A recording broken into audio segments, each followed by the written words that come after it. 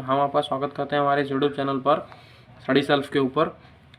आज हम शुरुआत करने जा रहे हैं एक्सरसाइज 1.1 की, और यहाँ पर आपको दो क्वेश्चंस का सॉल्यूशन मैं लेकर आया हूँ। Question number 1, question number 2।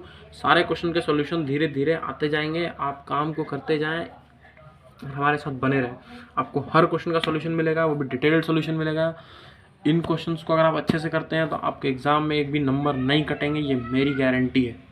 ठीक, आगे बढ़े। तो ये हो गया। अब आते हैं क्वेश्चन नंबर 1 पे। क्वेश्चन नंबर 1 कहता है कि भाई इनमें से कौन कौन से सेट्स हैं और नहीं है, और अगर हैं तो क्या उनके कारण है, और नहीं है तो क्या उनके कारण नहीं है। ठीक है, तो यहाँ मैंने देखिए पहले क्वेश्चन का पहला पार्ट ये बोल रहा है the collection of all months of the year beginning with the letter J. समझ गए क्वेश्चन? समझ गए ना? क्वेश्चन में कह रहा है कि कलेक्शन उन मंथ्स का जिनके स्टार्टिंग लेटर जे हो। तो यहाँ पे 3 ही मंथ्स हैं जिनके लेटर जे होते हैं, जनवरी, जून, जुलाई। तो पूरे वर्ल्ड में ये वेल डिफाइंड है कि किसी से भी अगर ये सवाल किया जाए कि भाई आप 3 ऐसे मंथ के नाम बताएं जिनका लेटर जे से शुरू, जिनका स्टार्टिंग लेटर जे है, तो वो यही इन 3 मंथ्स के ही नाम बोलेंगे। ठीक है, तो इसीलिए ये सेट है यस। तो इसका जस्टिफिकेशन ये हो जाएगा yes it is a set because the month starting with the letter J is well defined. Second question में पूछ रहा है the collection of 10 most talented writers of India. India के 10 फेमस राइटर्स, यानी कि मतलब 10 अच्छे राइटर्स के नाम बताओ। तो ये सेट नहीं बन सकता, इसका सेट नॉट पॉसिबल है इसका, क्योंकि हर आदमी के लिए वैरी होता है कि कौन सा राइटर किसके लिए अच्छा है। तो ये वेल डिफाइंड नहीं है। तो यहाँ पे हम बोलेंगे कि no it is not a set. आपको एग्जाम में बस इस वाले को इस जिसमें नहीं हो रहा है ना, उसमें बस आपको ये नहीं लिखना है। ठीक है, तो मैंने बस आपको समझाने के लिए लिखा हुआ है, ये नहीं लिखना है आपको।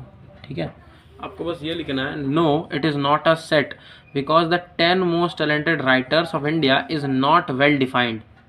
ये वेल डिफाइंड नहीं है, इसलिए हम इसका सेट नहीं बना सकते। ठीक है, और क्वेश्चन नंबर 3 में क्या है? क्वेश्चन नंबर 3 में बोला गया है a team of 11 best cricket batsman of the world. अब यहाँ पे बोल रहा है कि एक ऐसी टीम जिसमें वर्ल्ड के बेस्ट बैट्समैन हो। ठीक है, तो ये भी सेट, इसका भी सेट पॉसिबल नहीं है। इसमें भी आप ऐसे नहीं लिखेंगे, ये नहीं लिखेंगे। ठीक है, एग्जाम में ये नहीं लिखेंगे, आपको बस एस टाइप का जस्टिफिकेशन देना होता है।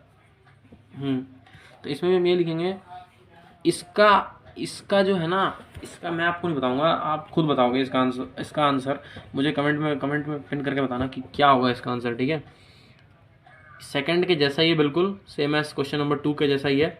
आप इसका देखें, ध्यान से समझें, और फिर इसका आंसर आप मेरे को कमेंट में देंगे, तब आपको मेरे को पता चलेगा कि आप मेरी बातों को समझ रहे हो। ठीक है, इसलिए मैं आपको 4th पार्ट बता रहा हूँ, 3rd पार्ट आप खुद से करोगे। ठीक है, समझ गए? आगे बढ़ते हैं। 4th पार्ट में क्या है? The collection of all boys in your class.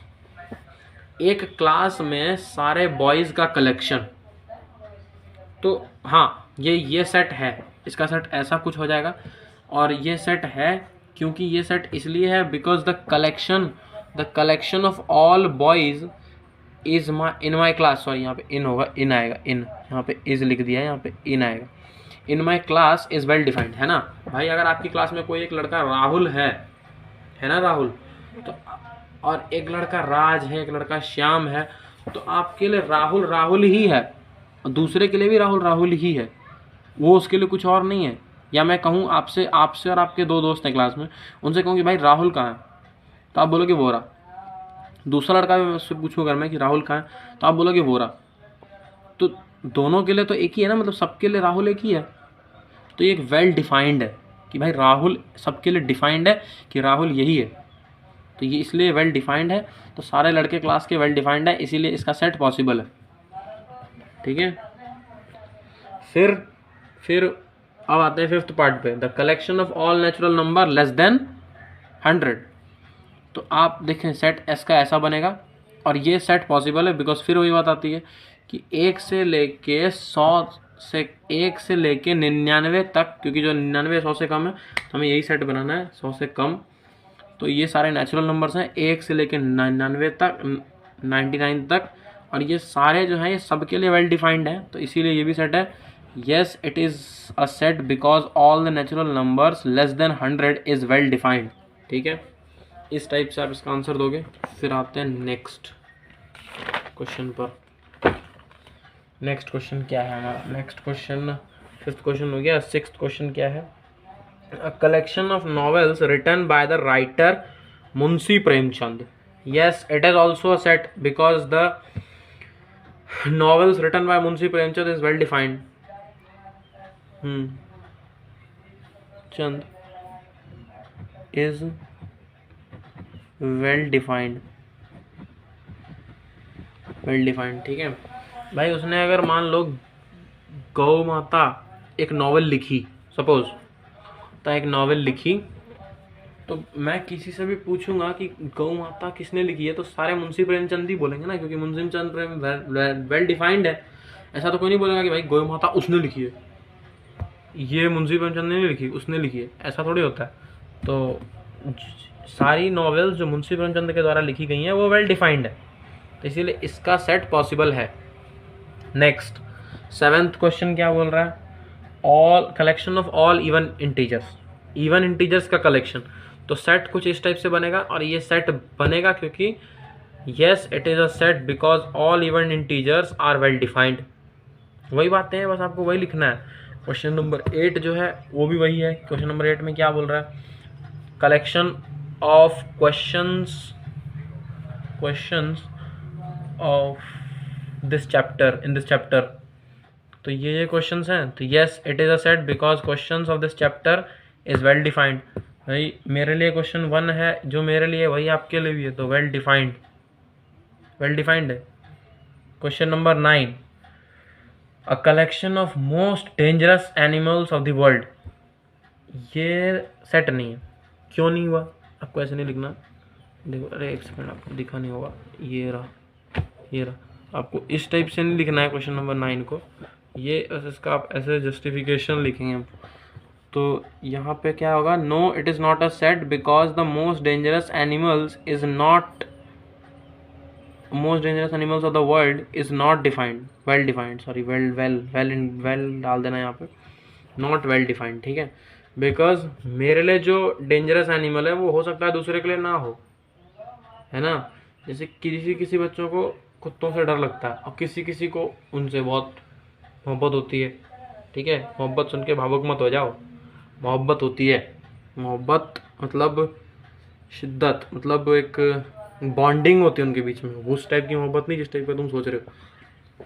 ठीक है, तो भाई मोहब्बत होती है उनसे, ठीक है ना। तो अब मोहब्बत होती है तो भाई वही बात है ना, तो किसी को कुत्ते से डर लग रहा है, किसी को नहीं लग रहा है, तो ये वेल डिफाइंड नहीं होता। तो इसीलिए भाई ये वेल डिफाइंड नहीं है, तो इसीलिए इसका सेट पॉसिबल नहीं है।